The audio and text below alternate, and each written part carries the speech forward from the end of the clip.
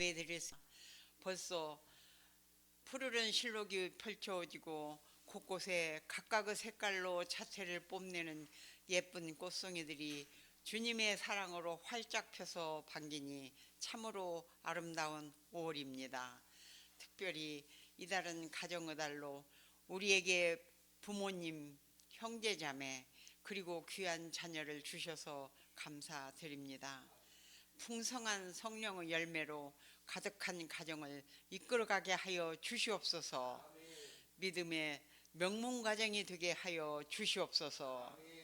우리의 마음속에 모든 악한 것들을 하나님께서 십자가의 능력과 말씀의 권능으로 역사하여 이겨내게 하여 주시옵소서.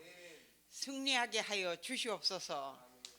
우리에게 지혜와 능력을 주셔서 가는 곳마다 예수 향기가 넘쳐나게 하여 주시옵소서. 날마다 뉴스를 볼 때 지구촌 곳곳에서 분쟁으로 무고한 생명이 죽어가고 한순간에 집도 잃고 헐벗고 굶주리는 상황이 참으로 안타깝고 불안합니다.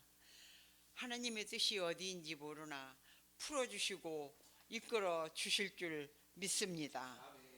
또한 이 나라 이 민족의 반만년 역사를 이끌어 주신 하나님의 사랑과 나라를 위해 알게 모르게 헌신하고 기도하고 순교하신 선조님들께 감사드리며 현재 이 나라를 이끌어가는 유정자들이 하나님을 경외하며 오직 나라와 국민의 안위를 생각하는 지혜를 구하는 분들이 되어 서로 협치하는 국가를 이끌어가게 하여 주시옵소서. 그리하여 이 나라 미래의 주인공인 청소년들이 어깨를 활짝 펴고 더 좋은 세상을 만들어 가도록 축복을 내려 주시옵소서. 단위에 세우신 목사님 영육간에 강건하게 하여 주시고 여러 가지로 어려운 여건 속에서도 항상 기도하고 성령의 은사로 말씀을 전하게 하여 주시옵소서. 열림 성전을 위해 기도드립니다. 할 수 있거든 너희는 서로 모든 사람과 더불어 화목하게 하는 말씀처럼 비록 적은 숫자지만 서로 마음을 합하여 기도하고 전도하여 부흥의 열매를 맺을 수 있기를 간구하옵나이다. 건강 문제로 힘들어하시는 우리 성도님들의 가정에도 하나님의 사랑과 은혜로 속히 치유하여 주시고 항상 편안한 가정이 되게 하여 주시옵소서. 모든 근심을 십자가 밑에 내려놓고 예수님만 바라보며 기도하게 하여 주시옵소서. 이 모든 말씀을 주 예수 그리스도 이름으로 기도드리옵나이다. 아멘. 감사합니다.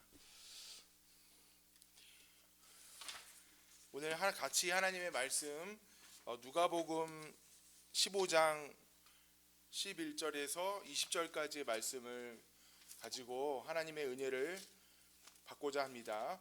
누가복음 15장 11절에서 20절까지의 말씀입니다.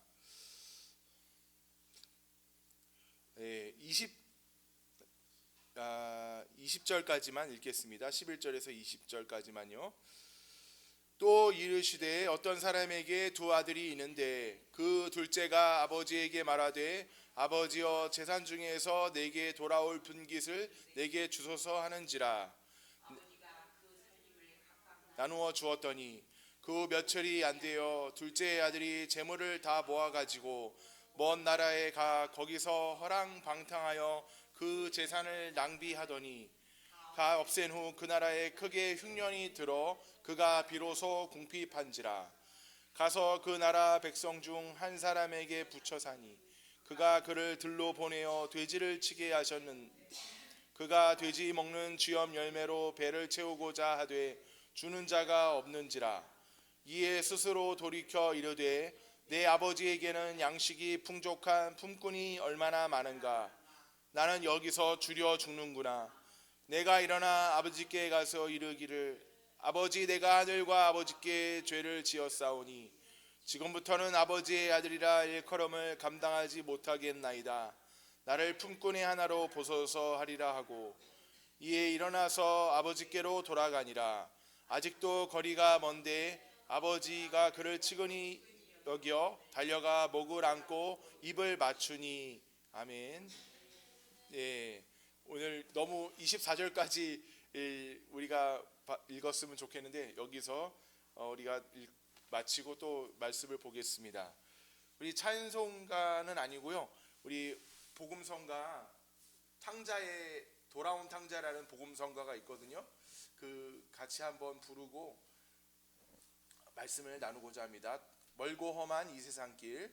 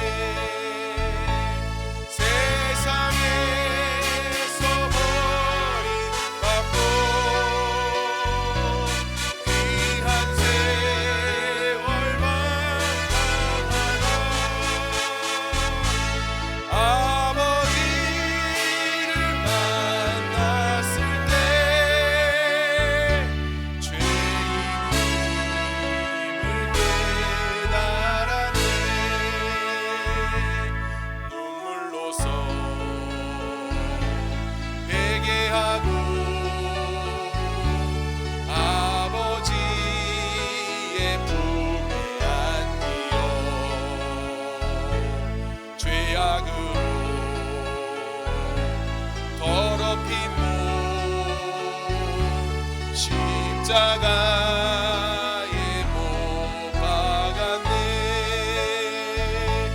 구원함을 얻은 기쁨 세상에서 제일이라. 영광의 길 허락하신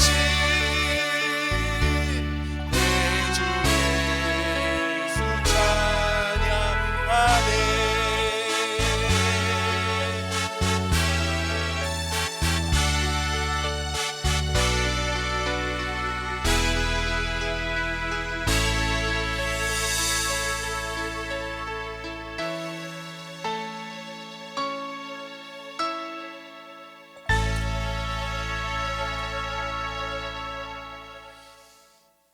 예, 오늘은 이 아버지의 시선, 이런 제목으로 하나님의 말씀을 우리 나누겠습니다.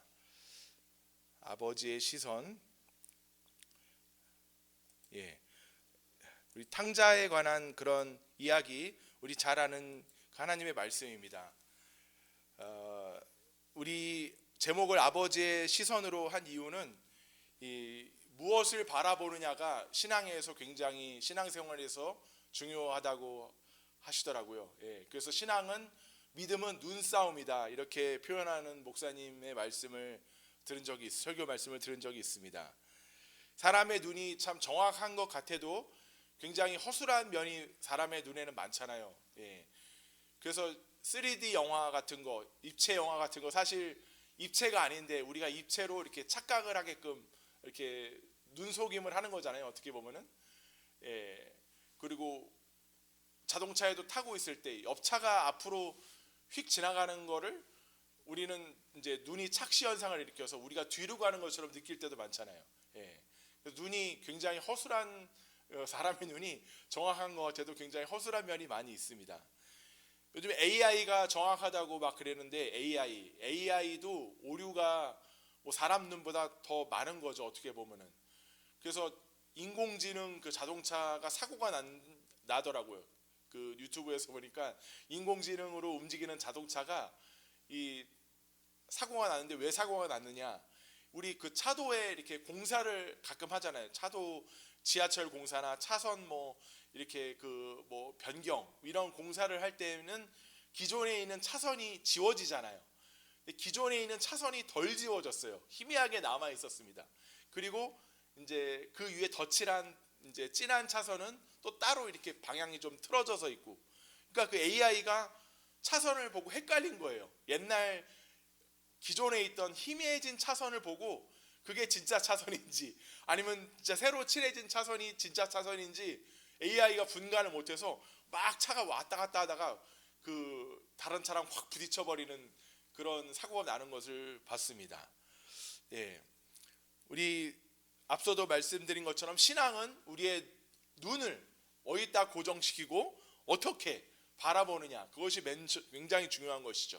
하나님께 우리의 시선을 고정시키고 하나님을 신실한 마음으로, 믿음의 마음으로 바라보느냐, 또 끝까지 우리가 주님의 그런 믿음의 시선을 주님께 고정시키고 우리가 끝까지 바라보는지, 그것이 신앙의 그 승패의 관건입니다.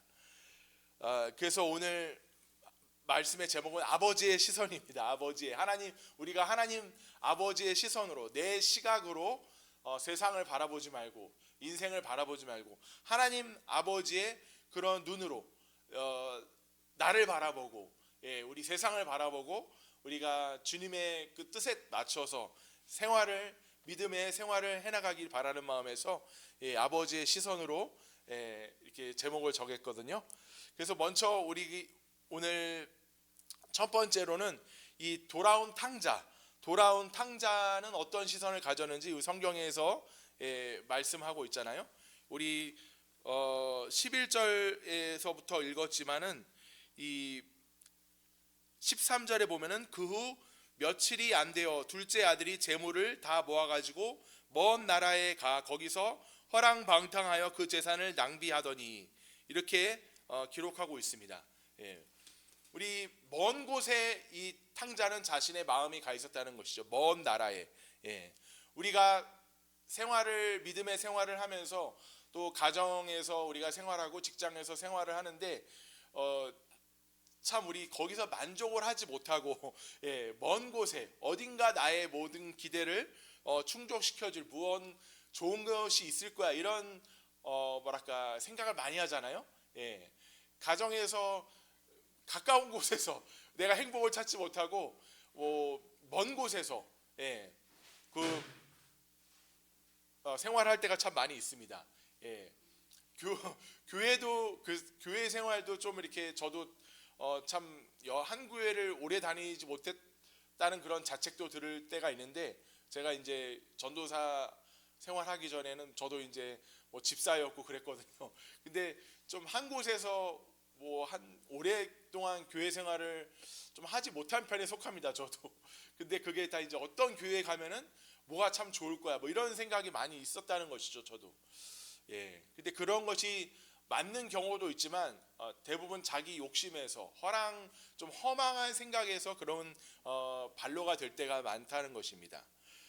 우리 극동방송 그 김장하 목사님의 사모님이시잖아요. 투루디, 미국 사람이잖아요. 미국 사람. 그 50년대에 우리 한국 사람에게 시집을 왔습니다. 미국에서. 그때만 해도 미국과 한국은 완전히 천국과 뭐 지옥 지옥까지는 아니더라도 미국은 우리나라에 비하면 거의 천국 수준이었잖아요. 예, 어떻게든 미국으로 가야 되는 그런 시절에 오히려 혈을 정말 가족과 그런 수많은 그런 배경을 뒤로하고 한국 남자를 따라서 이 한국에 온 그런 트루디 사모의 간증집을 읽어봤는데 너무나 와닿는 게 많더라고요. 예, 고생한 거 뭐 이런 거 거기 수원에서 지금은 뭐 수원도 이렇게 뭐 대도시고 살기 좋은 곳이지만 70년대 59년인가 시집을 한국으로 와서 70년대까지 거의 전기가 70년 초인지 말인지는 모르겠는데 어쨌든 70년 초까지는 전기도 안 들어왔었다고 하더라고요. 예, 목욕할 데가 없어가지고 스펀지에다가 시집에서 그 단칸방 같은 뭘 거기 살면서 이 스펀지에다가 이 물을 묻혀가지고 이렇게 닦고 목욕을 하고 그랬다고 합니다. 예. 뱀이 또 얼마나 많이 나오는지 뱀을 하도 많이 잡아가지고 뱀 잡는데 도사가 됐대요. 언제 어디서 몇 시 정도에 뱀이 나오는 거를 그런 걸 다 꿰일 정도로 뱀을 많이 잡았다고 하더라고요. 그 집에서 뱀이 하도 많이 나와가지고.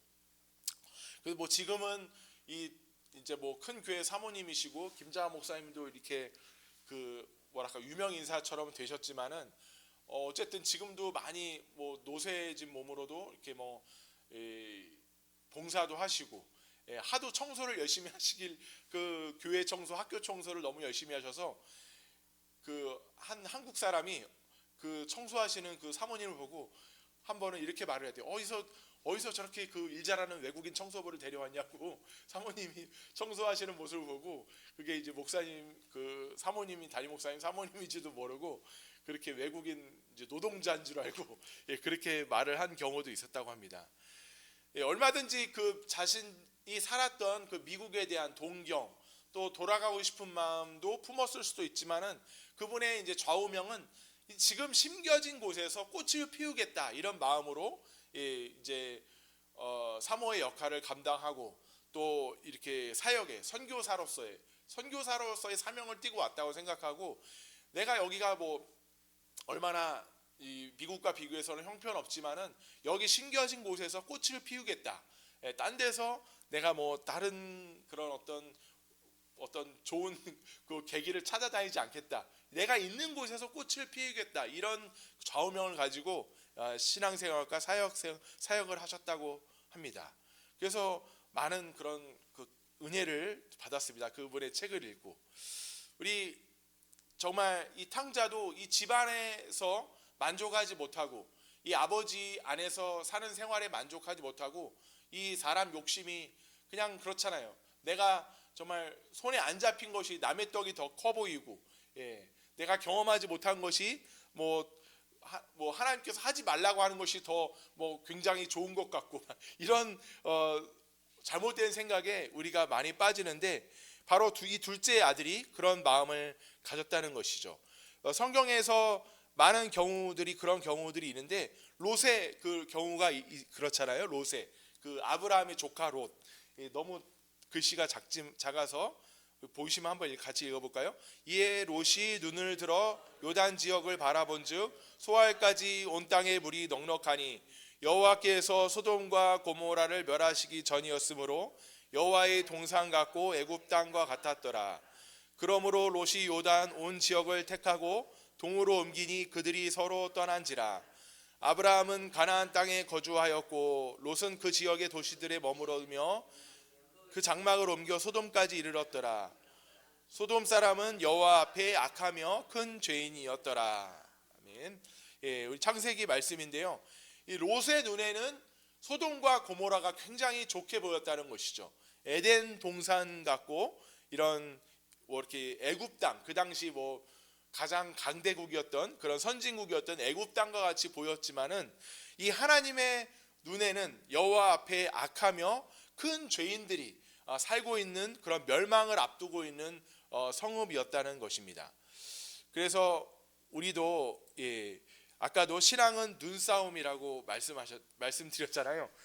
우리가 참 우리 눈은 허술합니다. 우리의 마음의 눈도 더 어떻게 보면 이 육적인 시력과 같이 허술하고 앞을 잘 못 내다보는 것이죠. 내가 정말 유익이 되는 것이 하나님께서는 그것을 알고 계시는데 하나님의 눈으로 그걸 보지 못하고 내 눈, 내가 보기에 이런 생각 때문에 우리가 롯의 이런 선택을 할 때가 있지 않은가 생각해 봅니다. 그래서 우리는 앞을 내다보는 그런 하나님의 눈, 믿음의 눈, 그런 영적인 시각과 그런 시력을 가져야 한다는 것이죠. 이렇게 탕자처럼 실패하고 난 다음에 우리 그 비참한 상황에 빠지고 난 다음에 정신을 차릴 수도 있지만 그거 자체가 하나님의 뜻은 아니잖아요. 우리가 때로 하나님의 징계를 당할 수 있지만은 그 징계 자체가 하나님 목적이기 아니기 때문에 우리는 하나님께서 고난을 주시기 전에 우리가 정신을 차리고 주님의 시선으로, 하나님 아버지의 시선으로 우리의 그런 유익을 확보하는 그런 믿음의 사람이 되기를 바랍니다. 그래서 우리 영적인 그런 거장들이라고 해야 되나요? 좀 위인들이 있잖아요. 뭐 다 똑같은 인간이지만 뭐 사도 바울이라든지 뭐 모디 목사님, 뭐 이런 우리나라에도 훌륭한 목사님들이 많이 있잖아요. 근데 그분들의 공통점인 다 하나님과의 친밀한 시간이 있었다는 것입니다. 친밀한 시간. 우리 뭐 배우는 것도 중요하고 뭐 이렇게 뭐 전도하는 것도 물론 중요하지만 하나님과의 그 골방에서의 친밀한 시간, 하나님과 나의 마음이 이렇게 탁 맞춰지는 그런 하나가 되는 그런 골방 기도의 시간이 있었다는 것이죠. 친밀함을 유지했다는 것입니다. 그래서 우리도 많은 그런 일들이 있고 또 우리가 세상에 살면서 뭐 직장 생활도 하고 살림도 해야 되지만은 이렇게 하나님과의 친밀한 시간을 꼭 우리가 확보하고 유지해서 우리 아버지의 시선, 하나님의 시선을 우리가 잃지 않는 그런 저와 여러분이 되기를 주님의 이름으로 축원드립니다. 우리 본론 두 번째로 아버지의 시선을 우리 성경에서 볼 수 있다는 것이죠. 아버지의 시선. 이렇게 아들을 기다리는 아버지의 시선을 우리 성경에서는 볼 수 있습니다. 여기 20절에 보면은 20절 같이 한번 읽어보겠습니다. 이에 일어나서 아버지께로 돌아가니라. 아직도 거리가 먼데 아버지가 그를 보고 측은히 여겨 달려가 목을 안고 입을 맞추니. 아멘. 아버지는 이렇게 아들을 기다리는 그런 시선을 가지고 있었다는 것이죠. 이놈 두고 보자, 네가 얼마나 잘 되는지 보자면서 이렇게 이를 갈고 있었지 않았고 하나님 아버지께서는 우리를 기다리는 그런 측은한 시선을 가지고 있었습니다. 정말 동네 여기에서 이렇게 뭐 요즘에는 아파트가 많이 들어서서 그런 동네가 많이 사라졌지만 동네 여기에서 이렇게 간절히 기다리는 그런 그 하나님 아버지의 시선을 우리가 오늘 탕자의 그런 이야기에서 느낄 수가 있습니다. 먼저 기다리고 먼저 달려가시는 그런 하나님 아버지시라는 것이죠. 먼저 우리가 하나님을 찾기도 전에 하나님께서는 먼저 우리를 기다려주시고 먼저 이렇게 달려가는 그런 하나님이시라는 것입니다. 그런 사랑의 하나님이시기 때문에 우리에게 그 독생자 예수를 주시기까지 하신 것이죠. 그 성경에서도 우리가 먼저 하나님을 사랑한 것이 아니고 하나님께서 먼저 우리를 사랑하셨다고, 나를 사랑하셨다고 말씀하고 있습니다. 우리 노란 손수건 그런 얘기 아시잖아요. 노란 손수건 참 감동적인 얘기. 뭐 남편이 이렇게 교도소에서 돌아왔는데 그 아내에게인가요? 편지를 썼잖아요. 이렇게 나를 용서하고 맞아주는 그 마음이라면은 그 표시를 해달라고 나무에다가 노란 손수건인가 뭐 매달아가지고. 근데 올 때 한 장만 달려 있는 게 아니라 막 나무 전체가 다 노란 손수건으로 덮여 있었다는 그 이야기 아시잖아요. 그런 하나님께서는 그런 마음으로 이 아들을 맞아주셨습니다. 그냥 야 민망하니까 야 남들 안 보는 데서 야 그냥 너 저기 뒤로 들어와 이렇게 하시는 것이 아니라 그 아들의 민망함을 다 이렇게 메꿔주시는 그런 커버해 주시는 마음으로 이 온 잔치를 온 동네가 떠들썩하게끔 잔치까지 베풀어 주시는 그런 사랑의 하나님이시라는 것이죠. 이런 하나님이심을 우리가 정말 평소에 너무나 못 깨닫는 것 아닌가 저를 자책해 봅니다. 하나님께서 이렇게 좋으신 하나님이신데 이 하나님을 너무나 경험하지 못하고 있지는 않은가. 그래서 우리 정말 옛날에 어떤 목사님이 좀 젊은 층을 향해서 이렇게 얘기를 설교를 하시는데 이런 말씀을 하시더라고요. 놀아도 교회에서 놀고 졸아도 교회에서 졸아라. 우리 청소년들은 참 어디 딴 데 많이 가려고 하잖아요. 근데 이제 우리 교회는 이렇게 조그맣지만 또 큰 교회는 또 얼마나 와서 시간 보내기 좋아요. 성전 안에 뭐 공부할 때도 있고. 그래서 놀아도 교회에서 놀고 졸아도 교회에서 졸아라. 그 안에 모든 것이 있고 딴 데서 찾지 말으라는 것이죠. 그러니까 우리 교회 다니시는 분들, 저들 비롯해서 참 교회는 그냥 예배만 보고 그냥 떠나는 왔다 갔다 하는 장소로만 여기고, 진짜 우리가 뭐 즐거움을 누리고 뭐 감정을 이렇게 풀어버리는 그런 방도는 또 딴 데서 찾는 것 같아요, 우리가. 그래서 뭐 가수들 공연이나 뭐 그런 걸 찾아가서 뭐 영화나 그런 것도 뭐 때로는 필요하지만은 정말 이 교회 안에서, 우리 하나님 안에서 우리가 모든 것들을 다 쏟아놓을 수 있고 모든 어떤 그런 즐거움도 경험할 수 있는데, 우리 아버지 품 안에서 만족하지 못하고 너무나 다른 것을 찾아다니는 이런 탕자의 모습이 우리에게 있지 않는가, 우리가 정말 우리 자신을 점검하게 되기를 바랍니다. 재미있는 예화가 있어요. 어떤 사람이 너무나 근심 걱정이 많아가지고 자기에게 무슨 제안이 들어왔대요. 내가 당신의 제안을 당신의 걱정을 대신해 주겠다. 당신의 근심과 걱정을 내가 다 가져가겠다. 대신 한 달에 100만 원만 나한테 달라. 그렇게 제안을 했다고 합니다. 그래서 너무 그 사람이 자기도 괴로워서 100만 원을 주고 얼굴이 확 펴졌대요. 대신 모든 근심을 다, 걱정을 그 사람이 대신 해주니까. 그래서 옆에서 그 친한 사람들이 당신 얼굴이 그렇게 갑자기 어떻게 펴졌냐고, 어떻게 밝아졌냐고. 그래서 그 사람 말했다는 것이, 내가 누구 대신 걱정해주는 사람을 찾았다고. 대신 100만 원만 내면 된다고. 그랬더니 그 얘기를 듣고, 그 100만 원 내는 거 부담스럽지 않냐고, 걱정 안 되냐고. 그랬더니 그 사람이 한참 생각하다가, 그 100만 원 내는 걱정도 그 사람이 대신 해준다. 걱정 알바 해주는 사람이 그 100만 원짜리 100만 원 내는 그 부담도 다 가져가 버렸다고, 이렇게 말을 하는 예화가 있습니다. 우리도 우리의 걱정, 하나님 아버지 앞에서 모든 것들을 다 쏟아놓고 우리의 근심과 걱정도 우리 하나님 아버지 앞에 다 쏟아낼 수가 있다는 것입니다. 그런 좋은 하나님 아버지, 우리가 심지어 이렇게 아버지를 떠났어도 기다려 주시고 달려가서 이렇게 입 맞추고 안아주시는 그런 놀라운 사랑을 가지고 계시는 그런 하나님 아버지를 우리가 우리의 아버지로, 참되신 아버지로 두고 있다는 사실을 우리가 잊지 말고 그 아버지의 품 안에서 항상 말씀과 기도로 친교를 나누시기를 바랍니다. 그리고 두 번째로는 이 아버지의 시선은 24절에 이렇게 보고 있습니다. 이 내 아들은 죽었다가 다시 살아났으며 내가 잃었다가 다시 얻었노라 하니 그들이 즐거워하더라. 이 아버지의 눈에는 이 아들이 죽었다가 살아나는 것이라는 것이죠. 죽었다가. 사실 아들이 죽지는 않았잖아요. 육체적으로 고통을 당했지만은 육체적으로 죽지는 않았습니다. 하지만 우리가 영적으로 우리가 이렇게 교훈을 받아야 된다는 것이죠. 우리가 영이 하나님과 떨어지면은 우리는 죽어버리는 것입니다. 육체로는 살아있다 할지라도 우리가 창세기 3장에서 보듯이 반드시 죽으리라, 이렇게 성경은 말씀하셨잖아요.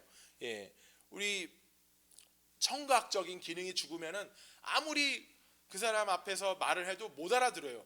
그러니까 서로 죽은 거가 됩니다. 서로 그 사람은 나한테도 죽어버리고 나는 그 사람한테 죽어버린 거나 마찬가지예요. 영영 이별을 한 거나 마찬가지예요. 청각적인 기능을 죽으면, 소리에 관해서는 그런 것처럼 우리의 하나님을 떠나서 우리의 영적인 기능이 죽어버리면은 하나님 앞에서는 우리가 죽어버린 것이라는 것이죠. 죽어버렸다는 것이죠. 그래서 우리가 하나님을 떠나서 생활하는 것을 이 성경에서는 악하다고 말씀하셨습니다. 악하다고. 이 에레미야 2장에 보면은 이런 말씀이 있잖아요. 같이 읽어보겠습니다. 내 백성이 두 가지 악을 행하였나니 곧 그들이 생수의 근원이 되는 나를 버린 것과 스스로 물 웅덩이를 판 것인데 그것은 물을 가두지 못할 터진 웅덩이들이니라. 예. 하나님께서 이렇게 이스라엘의 백성을 그 죄악을 책망하시면서 하나님을 떠난 것이 죄악이라고 분명히 말씀하고 있다는 것입니다. 예. 생수의 근원이 되신 하나님을 떠난 것 자체가, 떠나서 막 품위 있게 생활을 할지라도 그 떠난 것 자체가 죄악이라는 것이죠. 예. 우리 이 말씀을 보면서 정말 우리가 생수의 근원이 되신 하나님이 있을 때 우리는 살아난다는 것이죠. 생명을 얻게 된다는 것입니다. 예. 이것도 어저께 그 금요일에 와서 보니까 완전히 시들어가지고 요거는 살았는데 요거는 그 무슨 막 누워버린 풀처럼 다 이렇게 꺾여 있었어요. 이 풀이. 근데 물을 한번 이렇게 주니까 토요일에 와서 보니까 다 이렇게 살아났더라고요. 참 신기하더라고요. 그것도 보니까 진짜 어떻게 막 무슨 시들은 풀처럼 완전히 꺾어버렸었는데 이렇게 살아날 수 있냐 할 정도로 물을 주니까 살아나는 것이잖아요. 우리도 하나님의 생수의 그런 말씀을, 그런 성령의 그런 말씀을 우리가 기도와 말씀으로 섭취할 때 우리는 살아난다는 것입니다. 예, 그래서 정말 그 탕자처럼 그것을 아버지 집에서 우리가 충분히 누릴 수 있는데 그것을 잘 못 느끼잖아요. 우리 육체는 하도 세상의 소리가 크고 세상에 좋은 것들도 많아서 마치 엄마 뱃속에서 이렇게 10달 동안 있는 아기가 자기가 엄마 뱃속에 있으면서 엄마가 있는지 내가 엄마 덕분에 살고 있는지 그걸 모를 거 아니에요. 그냥 먹고 살고 있는 것이지 그 탯줄을 통해서 엄마가 있는지 보이지도 않고, 예, 엄마가 뭐 말하는 게 소리가 잘 뭐 반응을 한다고 하지만은 우리가 밖에서 엄마를 보는 것처럼 보지는 못하잖아요. 그런 것처럼 우리가 하나님 안에서 이렇게 충분한 복을 누릴 수 있는데 그것을 마치 태중에 있는 아기처럼 그 하나 아버지를 바라보지 못하고 깨닫지 못하는 것이 우리의 그런 어두운 시선이 아닌가 생각해 보게 되었습니다. 예. 한 가지 더 중요한 것은 이렇게 아버지께 돌아왔을 때 아버지는 사랑을 베풀어 주셨다는 것이죠. 물론 기다리는 사랑도 사랑이지만은 이렇게 온전한 아버지의 사랑을 누리기 위해서는 나간 탕자가 다시 돌아왔어야 된다는 것입니다. 예. 그래서 우리 회개 없는 믿음이라는 그런 말도 있잖아요. 회개 없는 믿음. 예수님을 믿는데 회개가 없어요. 돌아오지 못한 채로 그냥 믿는 믿음이 있습니다. 그것을 보네퍼라는 신학자는 값싼 은혜로 만들어 버린다는 것이죠. 하나님의 그런 사랑을 값싸게 만들어 버리는 그런 엄청난 실수라고 말을 했습니다. 우리가 정말 세상을 사랑하지 말아야 되는 것은 여러 가지 이유가 있잖아요. 세상이 나를 배신하기도 하지만 세상은 사라져 버리기 때문에 사랑하지 말라고 성경에 써 있습니다. 세상을, 예. 그 영원하지가 않거든요. 영원하면 참 좋잖아요. 이 소돔과 고모라도 멸망하기 전까지는 좋았다고 이렇게 성경에 써 있잖아요. 근데 멸망을 앞두고 곧 사라지는 것을 앞두고 있었습니다. 예. 세상도 우리가 뭐 나쁜 일만 안 생기면 참 좋은 것 같아요. 어떻게 보면은, 예. 서로 사랑하고 서로 뭐 도와주는 그런 아름다운 모습도 있고. 근데 이 세상이 사라진다는 것이죠. 나도 언제 죽을지 모르는 육체를 입고 있잖아요. 우리가 언제 사라질지 모릅니다. 예. 사라지는 것은 확실하고 그것이 언제인지도 또 몰라요.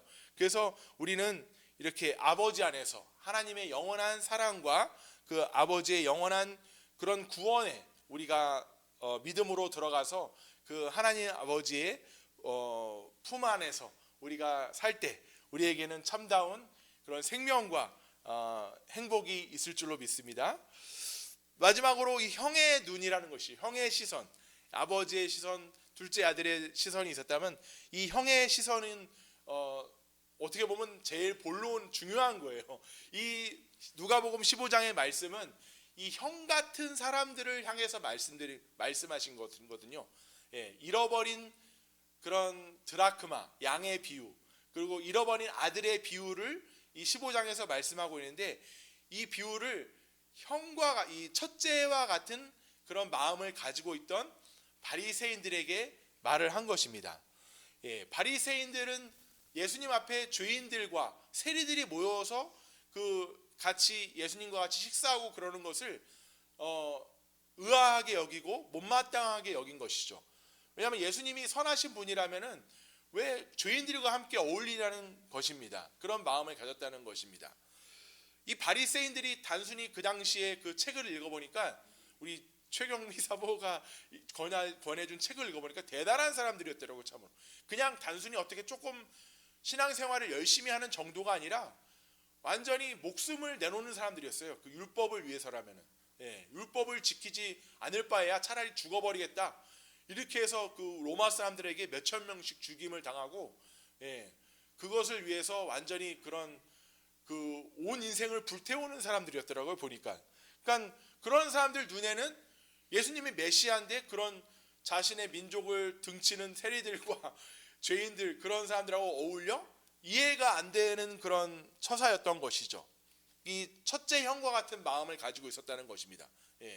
왜 아버지 말 잘 들으면서 집안에서 생활했던, 꾸준히 성실하게 생활했던 나에게는 잔치도 베풀지 않으면서 이런 망나니 같은 녀석을 환대를 하시는지, 이렇게 이 마음을 가지고 있던, 그런 마음을 가지고 있던 사람들에게 이 탕자의 비유를 들려줬던 것이죠. 그래서 그 탕자의 그런 주인공은 첫째 아들이다, 이렇게 말씀하시는 분들이 많더라고요. 그래서 그 탕자는 어떤 시선을 가지고 첫째 형은 어떤 시선을 가지고 있었냐면은 이 율법의 시선을 가지고 있었다는 겁니다. 율법. 내가 이렇게 잘했는데, 내 행위가 이렇게 올바라는데, 내가 이렇게 의로운 생활을 했는데 그렇지 못한 사람들에게 왜 나보다 더 좋은 대접이 주어져야 되는 것이지? 이런 억울함이 있었다는 것이죠.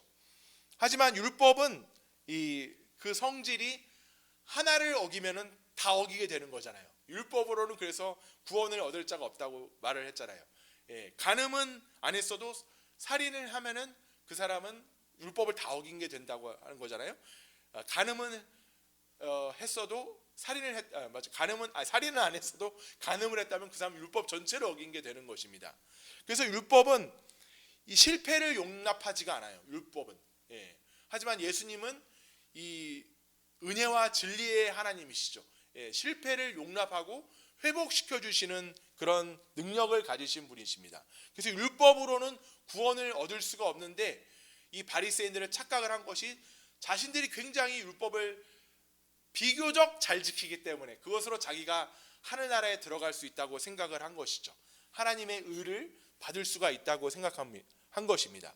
하지만 율법으로는 우리가 그 전체를 다 지켜야지, 그것도 평생 동안 다 지켜야지 구원을 얻을 수 있다고 말을 했습니다. 그럴 사람은 없는 것이죠. 내가 지금 잘해도 전에 잘못한 것이 이미 있는데 그거 어떻게 해요? 그것을 구원해 주실 분은 나를 대신해서 십자가에서 죽으시고 나의 모든 죄를 다 씻어주신 예수님의 그 보혈밖에는 없습니다. 우리가 이런 율법의 시선으로 우리가 이 세상을 바라보고 또 우리 사랑하는 사람들을 바라본다면 우리도 이런 마음을 가질 수밖에 없을 거예요. 정죄의 마음. 물론 잘못한 것은 잘못한 것이죠. 탕자도 잘했다고는 하지 않았습니다. 예수님께서도 탕자가 그런 행동을 한 것이 한번 잘 놀다 왔구나, 그래 남자는 그럴 때도 있어, 뭐 이렇게 말을 하지 않으셨습니다. 분명히 잘못한 것입니다. 이렇게 탕자의 행동은 분명히 아마 기록이 안 되어 있어서 그렇지, 탕자가 혹시 뭐 이 잔치를 베푼 다음에 얼마 안 가서 자기가 뭐 잘못한 것 때문에 뭐 예를 들어서 뭐 몸에 뭐 질병을 얻어왔거나 뭐 그렇게 해가지고 죽었을 수도 있잖아요. 뭐 그런 타격이 있었을 수도 있습니다. 결코 올바른 행동은 아니죠. 하지만 하나님께서 구원을 베푸시는 방법은 율법으로는 그 구원을 얻을 수가 없고, 예수님의 그 십자가 보혈 위에는 우리를 다시 살리는 그런 방법이 없다는 것입니다. 그리고 심판은 가졌던 이 첫째 형의 시선은 심판의 시선인 것이죠. 내가 심판을 하겠다는 것입니다. 심판은 하나님의 것이라는 것이죠. 혼내도 하나님이 혼내신다는 것입니다. 조지 포먼이라는 권투 선수가 있는데 무하마드 알리랑 싸워서 그 당시에 이렇게 그 졌어요. 예, 무하마드 알리랑. 그러니까 무하마드 알리 시대의 사람이었는데 무하마드 알리가 이제 뭐랄까 그러니까 자기는 이길 줄 알았는데 무하마드 알리에게 그 뭐랄까 계략의 그 싸우는 전략이 뒤처져 가지고 지고 말았다고 하더라고요. 그래서 하여튼 그 패배의 충격에 한번 굉장한 심리적인 타격을 받아서 그런지 모르겠지만은 이렇게 임사 체험을 했대요. 임사 체험. 조지 포먼이라는 그 권투 선수가. 근데 지옥의 광경을 봤는데 너무 무섭더라는 거예요. 지옥이.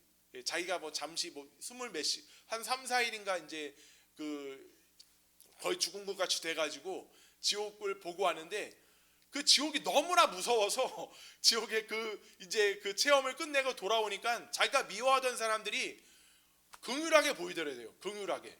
왜냐하면은 자기가 이제 이기지 못한 무하마드 알리도 믿고 자기를 쓰러뜨린 그런 다른 선수들 너무나 미워가지고 이제 자기가 증오하던 사람들이 너무나 많이 있어가지고 그런 증오의 마음이 그런 자기 마음의 속에 이게 막 부글부글 끓고 있었는데 지옥을 보니까 자기가 그 사람들에게 복수해주고 싶은 것보다 훨씬 몇십 배는 더 무서운 곳이라더라는 거예요. 지옥이. 그래서 마치 내가 한 대만 때리면 될 사람이 10대를 맞는 곳이라는 것이죠. 지옥은. 자기가 한 대 때리면은 속이 시원해져 버릴 그런 대상들이 그 지옥에 가면은 10배, 20배는 고통받는 장소이기 때문에 그것을 보고 온 사람으로서 이제 자기가 미워하던 사람들이 굉장히 불쌍하게 보이는 그런 마음을 가지게 됐다고 합니다. 그래서 그 사람이 신학을 배우고 목사님이 됐어요. 조지 포먼이라서 유명한 권투 선수거든요. 그래서 뭐 타이슨도 그 사람한테 뭐 존경을 하고 그랬다고 하는데 얼마 전에 돌아가셨습니다. 나이가 되셔서. 근데 어쨌든 목사님이 되셨어요. 그러다가 이제 청소년들을 위해서 막 복음을 전하다가 이제 운영비가 모자라니까 다시 권투 선수로 돌아가 가지고 45세 때 세계 챔피언이 됐습니다. 45세 때. 굉장히 엄청 늦은 나이잖아요. 그 기록은 지금도 깨지지 않는데요. 자기 청소년 그 복음 센터 운영하기 위한 비용을 만들려고 다시 챔피언 벨트를 딴 그런 유명한 조지 포먼이라는 사람이 있습니다. 우리도 정말 우리가 미워하는 그런 잘못된 행동을 하는 사람들이 있잖아요. 근데 하나님께서 그 사람들을 위한 심판이 없는 것이 아닙니다. 하나님께서 참아 주시는 것이지. 그렇기 때문에 우리가 할 일은 그 사랑하는 사람들을 위해서 기도하는 것이죠. 하나님의 심판을 깨닫게 해달라고 기도하고 그분들을 위해서 우리가 복음을 전하는 것이, 물론 우리가 이제 정죄하고 또 탄원을 하는 마음도 있어. 시편에 보면은 원수들을 물리쳐 주시옵소서 이렇게 탄원하는 기도가 많습니다. 그런 기도도 필요하지만 우리 그리스도인들로서는 또 우리가 복음을 전하고 그들을 위해서 간구할 수 있는 그런 이런 사랑의 마음, 아버지의 마음이 우리에게 필요할 줄로 믿습니다. 우리 말씀을 맺겠습니다. 우리 에레미야 애가에서는 이런 말씀이 있습니다. 에레미야 애가 여호와의 인자와 긍휼이 무궁하심으로 우리가 진멸되지 아니함이니이다. 이것들이 아침마다 새로우니 주의 성실하심이 크시도소이다. 내 심령에 이르기를 여호와는 나의 기업이시니 그러므로 내가 그를 바라리라 하도다. 이렇게 말씀을 하고 있습니다. 흔히 돌아온 탕자의 비유에서 이 첫째 아들을 집탕이라고 하더라고요. 돌탕 있고 집탕. 집에서 있었던 탕자. 집에서 있었지만은 아버지의 마음과 합하지 못했다는 것이죠. 우리가 교회를 열심히 다니시잖아요. 근데 혹시 우리도 이렇게 교회에 다니면서 저를 비롯해서 교회에 있지만은 아버지의 마음과 하나가 되지 못한 그런 이 첫째 아들의 마음을 가지고 있지는 않은지 우리의 말씀을 통해서 우리 자신을 점검하게 되기를 바랍니다. 우리 아까도 처음에 말씀드렸다시피 영적인 열매를 많이 맺으신 분들은 물론 다른 것도 열심히 하셨겠지만 하나님과의 교제가 많았다는 것이죠. 개인의 교제, 친밀한 교제. 그래서 모세가 이렇게 모세를 평가하는 말씀, 모세의 일생을 정리하다시피 한 말씀의 하나라고 하는데, 사람이 자기의 친구와 이야기함 같이 여호와께서는 모세와 대면하여 말씀하시며, 이렇게 모세의 일생을 정리하는 듯한 말씀 중에 하나가 이 말씀이라고 하더라고요. 모세는 이렇게 친밀한 교제를 친구처럼 나눴다는 것이죠. 예, 친구는 마음이 잘 통하는 것이 친구잖아요. 예, 우리도 집에 있으면서, 아버지의 집에 있으면서, 예, 참 칭찬받는 그런 성도들이 되기 위해서는 이렇게 아버지와의 교제가 충만해져야 될 필요가 있다고 성경은 말씀하고 있습니다. 예, 아버지께서 주시는 잔치, 아버지께서 물려주시는 재산, 이런 것도 물론 중요하지만 우리 에레미야 애가의 그런 기도처럼 아버지의 얼굴을 구하는 기도, 아버지 자체를 구하는 기도, 아버지 자체가 나의 유업이다, 나의 상속분이다, 이렇게 고백하는 그런 우리 칭찬받는 아들이 되기를, 자녀가 되기를 주님의 이름으로 축원드립니다. 감사드립니다. 하나님 아버지, 우리 하나님께서 우리 돌아온 탕자의 비유를 통해 우리의 마음을 주님의 마음에 맞춰서 주님의 뜻을 알게 하기를 원하셨습니다. 주님, 우리 세상에 살아가면서 수많은 탕자들이 있고 또 우리도 집에 있으면서 아버지의 말씀에 합당하지 못한 그런 뜻을 품을 때가 있습니다. 주님께서 항상 아버지의 시선으로 우리가 이 세상을 살게 하여 주시고 우리 수많은 예수님을 떠난 사람들을 향해 사랑의 복음을 전하고 또 돌이키게 하는 그런 하늘의 별과 같은 그런 구령자가 되게 하여 주시옵소서. 감사드리며 주 예수 그리스도 이름으로 기도드렸습니다. 아멘.